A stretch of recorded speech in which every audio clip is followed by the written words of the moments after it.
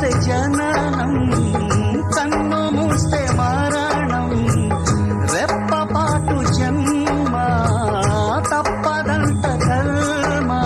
పిచ్చి బ్రహ్మ ఆడుతున్న తోలు బొమ్మలాటలోన ఎప్పుడింకా ఆట విడుపు, తమ్ముడా చెప్పుకుంటే జాలి గొలుపు.